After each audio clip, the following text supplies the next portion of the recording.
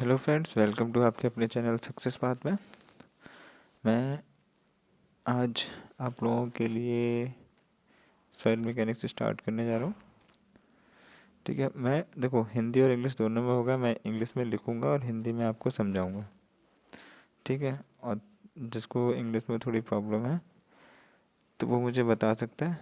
ठीक है, कमेंट करके बता सकता है कि कुछ वर्ड इंग्लिश के ऐसे हैं जो हिंदी में भी सेम टू सेम वही रहते हैं, है ना। अब थोड़ी बहुत तो आपको कॉम्प्रोमाइज़ करना पड़ेगा चीज़ों को लेके, क्योंकि इंग्लिश में जितना इजी है पढ़ना उतना हिंदी में बहुत हार्ड है। क्योंकि जब भी हम कोई एग्ज़ाम देते हैं ना, तो उसमें जो लैंग्वेज प्रेफर की जाती है वो इंग्लिश ही प्रेफर की जाती है, समझे। तो इसीलिए मैं इंग्लिश में आपको जो भी टेक्निकल वर्ड्स हैं अपने इंग्लिश में ही आप याद रखिए तो ज़्यादा बेटर रहता है। क्योंकि सेम टू सेम वही आपको मिलेगा। अगर हिंदी में आप करेंगे तो हिंदी में आपको एक वर्ड के काफ़ी मीनिंग्स होते हैं, तो कुछ भी लिखा मिल सकता है। तो इंग्लिश में पढ़िए, बेटर रहेगा। लेकिन मुझे पता है मैं आप लोगों को इस तरीके से समझाऊंगा कि आपको इंग्लिश भी इजी लगने लगेगी। जैसे कि आपको दिख रहा है, सॉइल मैकेनिक्स में स्टार्ट करूँगा आज। ठीक है, सभी एग्ज़ाम्स के लिए, जितने भी JEE लेवल्स के जो भी एग्ज़ाम होंगे सभी के लिए PDF आपको अपने चैनल सक्सेस पाथ में मिल जाएगी। ठीक है, एंड चलिए स्टार्ट करते हैं। पहला लेक्चर है ये अपना सॉइल मैकेनिक्स का। पहले हम लोग पता करेंगे कि सॉइल, व्हाट इज सॉइल। ठीक है, what is soil mechanics. Okay,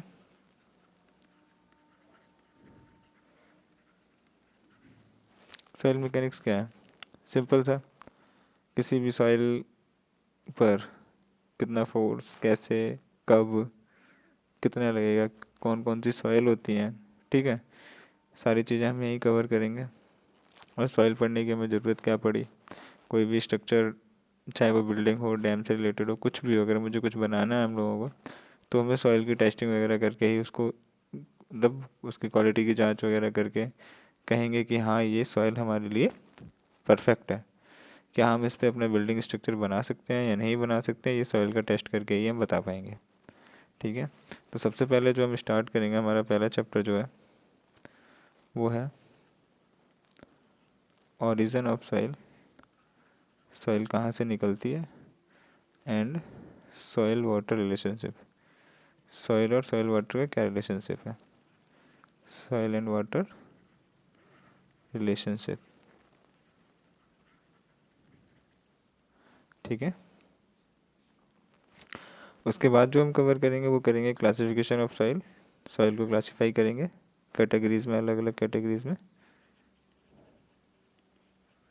classification of soil. Okay, चलिए पहले हम लोग ये स्टार्ट करते हैं ओरिजिन ऑफ सॉइल, कि जो सॉइल है हमारी कहाँ से आई और कैसे आई। ठीक है, देखिए हम लोगों को पता है कि पहले क्या हुआ करते थे, अपनी पृथ्वी पे पहाड़ वगैरह होते थे। ठीक है, एंड एक मैं पहले आपको सीनरी बना के दिखाता हूँ। यहाँ से भाई कहीं से पानी आया, बहता हुआ पानी आता था, यहाँ से निकल गया।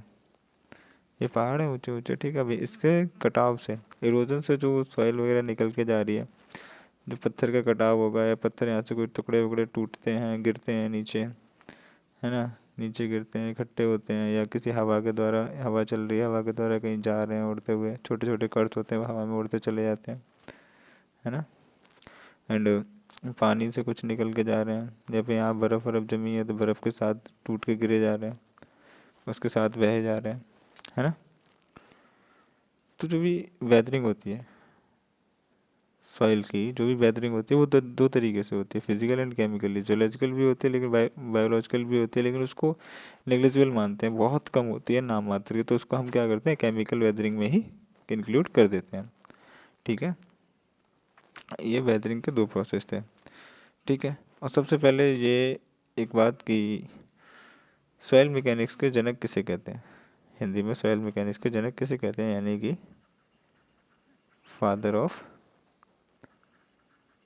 सॉइल मैकेनिक्स, कमेंट कीजिए। क्या है, कौन है? डॉक्टर कर्ल टरजागी जी, ठीक है। इन्हें हम लोग कहते हैं फादर ऑफ सॉइल मैकेनिक्स, ठीक। अब यहाँ से इरोजन हुआ सबसे पहले। अगर इसमें एक जियोलॉजिकल साइकिल बन जाती है, जियोलॉजिकल साइकिल कैसे होती है? एग्जिस्टिंग रॉक, मतलब जो पत्थरों से, यहाँ से जो पहाड़ से उनसे टूटा, क्या बोलेंगे हम लोग? एग्जिस्टिंग रॉक, ठीक। फिर क्या होता है? इस पे वेदरिंग एक्शन होते हैं, वेदरिंग एक्शन होगा, ठीक।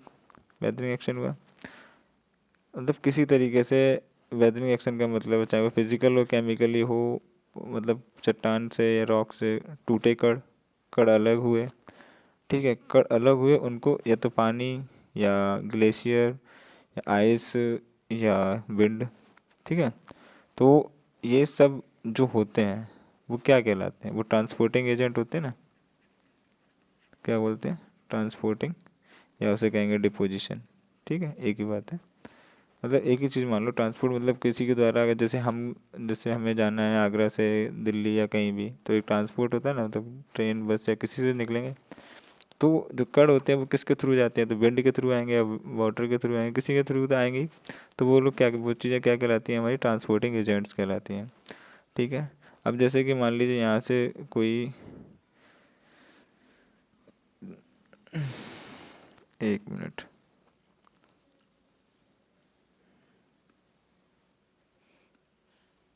कलर चेंज करते हैं तो आपको बताते हैं। देखिए यहाँ से कोई पत्थर पानी के थ्रू आया, मतलब कण आए, ठीक। और ये आपका मान लो कोई लेक है, ठीक है। इसके बेड पे, यानी कि ज़मीन पे आके ये कण यहाँ गिर रहे हैं और इकट्ठे होते जा रहे हैं, होते जा रहे हैं, ठीक। या फिर विंड के थ्रू जो ये कण उड़ के जा रहे थे, यहाँ पे इकट्ठे हो रहे हैं, इकट्ठे होते जा रहे हैं, ठीक है। फिर ये एक पहाड़ का निर्माण कर लिया 100, 200, 300 साल बाद, मतलब फिर से ये एक पहाड़ या पर्वत बन गया, ठीक है। अब बन गया, फिर से ये एग्जिस्ट होगा, फिर से ये टूटेंगे, फिर से पानी या हवा के थ्रू निकलेंगे, फिर वही साइकिल चलती रहेगी, है ना। तो उसे हम लोग क्या कहते हैं? उसे हम लोग कहते हैं अपहेवल। क्या कहते हैं? अपहेवल, ठीक। और फिर से ये एग्जिस्टिंग रॉक होगा। तो this is a geological cycle, okay, ठीक है। जियोलॉजिकल साइकिल आपको समझ में आई? कोई दिक्कत हो तो कमेंट कर दीजिए, मैं दोबारा से जियोलॉजिकल साइकिल आपको बता दूंगा, ठीक। आपको यही पता चल गया कि वेदरिंग एक्शन कितने तरीके से थे? 2 तरीके से थे। चलिए वेदरिंग एक्शन के बारे में भी थोड़ा देख लेते हैं। 2 टाइप थे, एक था physical and second type is chemical. जो फिजिकल थे, फिजिकल में कौन कौन सी सॉइल आती है? कोर्स ग्रेन सॉइल आती है, कोर्स ग्रेन सॉइल का मतलब मोटे कड़ वाली, ठीक। इसके जो पार्टिकल्स होते हैं उनमें कोई कांटेक्ट नहीं होता है, अलग अलग होते हैं, जैसे बालू में यानी सैंड में, ग्रेवल में होता है ना, पार्टिकल्स का कांटेक्ट नहीं होता है। एग्जांपल फिजिकल वेदरिंग के जो सॉइल के हैं वो कौन कौन है? सैंड एंड ग्रेवल, ठीक है। ये क्या है? सिंगल ग्रेन स्ट्रक्चर होता है इसका, सिंगल ग्रेन स्ट्रक्चर होता है, ठीक है। एंड जो केमिकल होता है ये फाइन ग्रेन सॉइल होता है, मतलब पतले कण वाली मृदा। केमिकल एक्शन से जो सॉइल फॉर्म होती है, सॉइल बनती है, वो फाइन ग्रेन सॉइल होती है।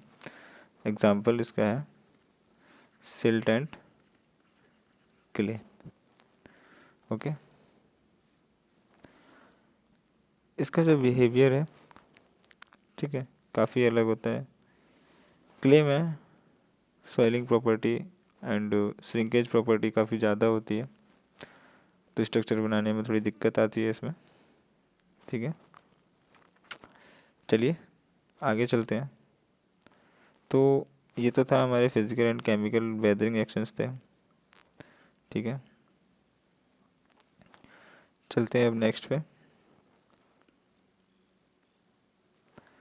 अब कहते हैं ट्रांसपोर्टिंग एजेंट्स के पास, ट्रांसपोर्टिंग एजेंट्स के पास चलते हैं भाई, कि मेरी सॉइल को तुम ले जा रहे हो तो उनका अलग अलग नाम भी तो रखना पड़ेगा भाई, क्यों, सही बात है ना। चलिए पहले हम स्टार्ट करते हैं वाटर से। पानी के द्वारा जो सॉइल हमारी निकल के जा रही है या जो भी इकट्ठी हो रही है, जो भी फॉर्म हो रही है, उसे हम लोग कहते हैं क्या, एलुवियल सॉइल, ठीक। अब पानी से है तो अगर वो किसी लेक में डिपॉजिट होती है, लेक या पॉन्ड में कहीं डिपॉजिट हो रही है जाके, तो उसका जो नाम रखेंगे हम वो होती है हमारी क्या, लेकिस्ट्राइन सॉइल, ठीक। और समुद्र में, समुद्र के बेड पे या तली पर जो सॉइल मिलती है उसे हम लोग कहते हैं क्या, मरीन सॉइल, ठीक है। ये तो हो गया वाटर के, ये क्वेश्चन पूछा गया है काफ़ी बार कि एलुवियल सॉइल कौन सी सॉइल है जो वाटर से डिपॉजिट होती है, और वाटर से कौन सी सॉइल डिपॉजिट होती है तो उसे बोलते हैं एलुवियल सॉइल। अगर आपको ये पूछे कि पॉन्ड या लेक में कौन सी होती है तो आप कहेंगे लेकिस्ट्राइन, ठीक। अगर आपसे पूछे सी में कौन सी सॉइल डिपॉजिट होती है, क्या बोलेंगे, मरीन,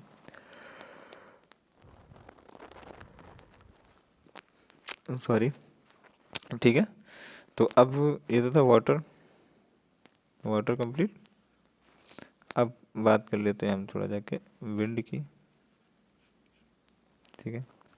विंड से जो सॉइल फॉर्म होती है उसे हम लोग कहते हैं ईओलाइन सॉइल, ईओलाइन सॉइल, ठीक है। एक ड्यून सैंड भी होती है, जो भी मतलब विंड से ही होती है, ड्यून होता है जिसका नाम। एक लोम होती है, LOAM, ठीक, ये भी विंड से है, ठीक है। वाटर हो गया, विंड हो गया, अब हमारे पास क्या बचा, ग्लेशियर,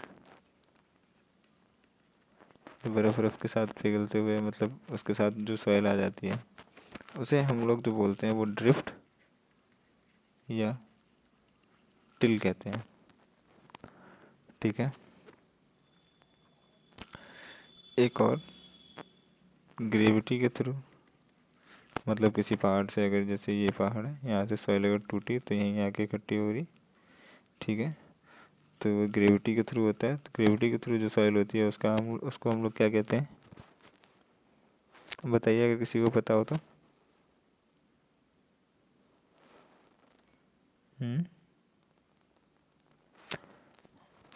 ग्रेविटी, कमेंट फास्ट, जल्दी से कमेंट कीजिए। उसे हम लोग कहते हैं क्या, टालस, ठीक। ये थे ग्रेविटी एजेंट्स के द्वारा। अगर आपसे ये पूछा जाए कि जो सॉइल वहीं से ट्रांसपोर्ट नहीं होती है, ठीक है, जैसे हवा हवा चल रही है, ये यहाँ से कुछ कण तो हवा के थ्रू निकल गए, कुछ कण यहीं गिर गए, ठीक है। तो वहीं जहाँ सेम वहीं पे अगर फॉर्म हो रही है तो उसे हम लोग क्या कहते हैं, रेसिडुअल सॉइल, ठीक है, ओके, ऑल क्लियर, आपको सबको समझ में आ रहा है नहीं, जैसा भी आप कमेंट पे बता दीजिए, क्योंकि ये एक रिकॉर्डेड वीडियो रहेगी, है ना, लाइव में कभी कभी आ पाया करूँगा।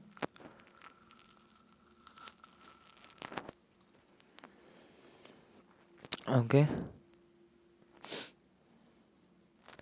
चलिए नेक्स्ट एक दो सवाल और हैं जिनके बारे में हम थोड़ा समझ लेते हैं, ठीक है। एक है पीट सॉइल, ऑर्गेनिक सॉइल होती है ये, जिसमें ऑर्गेनिक मैटर्स मिले होते हैं। ऑर्गेनिक मैटर जैसे फूल पत्ती सब्जी वगैरह सड़ जाती है, उसी में जब सॉइल में मिक्स हो जाती है ना, वही बोलते हैं, तो वो ऑर्गेनिक सॉइल होती है, ठीक। एक होती है bentonite, bentonite soil. Bentonite soil क्या है? ये किससे फॉर्म होती है? ये वॉल्केनिक गैस, वॉल्केनिक गैस का मतलब लावा, तो लावा ठंडा होने के बाद जो वहाँ पे कर्स या सॉइल बचती है उसे, उससे जो फॉर्म होती है उसे हम लोग कहते हैं क्या? वेंटोनाइट सॉइल, जिसमें क्या होता है? हाई परसेंटेज में मोंटोमोरियोलाइट होता है। मोंटोमोरियोलाइट क्या है? ये एक क्ले मिनरल है, ठीक है। इलाइट, क्योलाइट एंड मोंटोमोरियोलाइट ये क्ले मिनरल है। तो इनके बारे में भी हम पढ़ेंगे क्ले मिनरल्स वाले चैप्टर में, ठीक है। अभी के लिए इतना समझ लीजिए कि बेंटोनाइट में जो है हाई परसेंटेज होता है मोंटोमोरियोलाइट का, ठीक है, और इसका यूज़ ड्रिलिंग मड में करते हैं। नेक्स्ट सॉइल है हमारी ब्लैक कॉटन सॉइल, जिसे बोलते हैं ब्लैक कॉटन सॉइल, ठीक है। अब ब्लैक कॉटन सॉइल क्या होती है? जे इसमें क्या है? हाई प्लास्टिसिटी होती है। ये भी एक क्ले ही है, क्ले का ही एक दूसरा रूप मान लो। इसमें क्या है?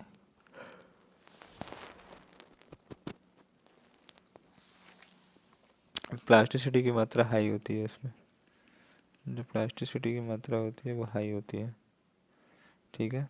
और high shrinkage and high swelling होता है। इसमें श्रिंकेज भी ज़्यादा, जिस तरीके से किले में मैंने बताया था आपको कि स्वेलिंग और श्रिंकेज हाई होता है, ये किले ही है एक तरीके की, तो इसमें भी श्रिंकेज एंड स्वेलिंग जो है हाई होगा।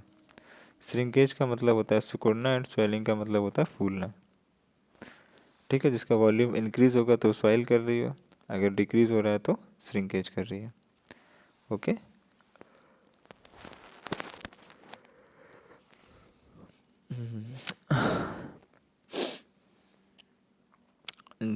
चलिए,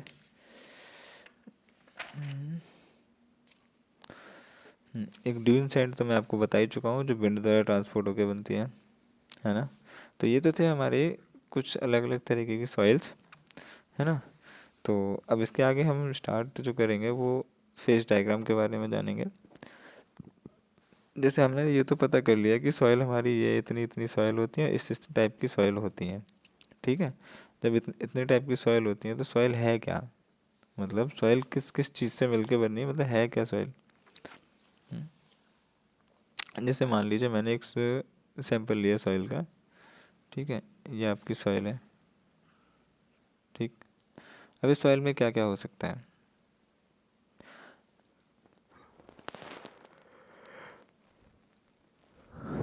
सॉरी, बताइए, सॉइल में क्या क्या हो सकता है?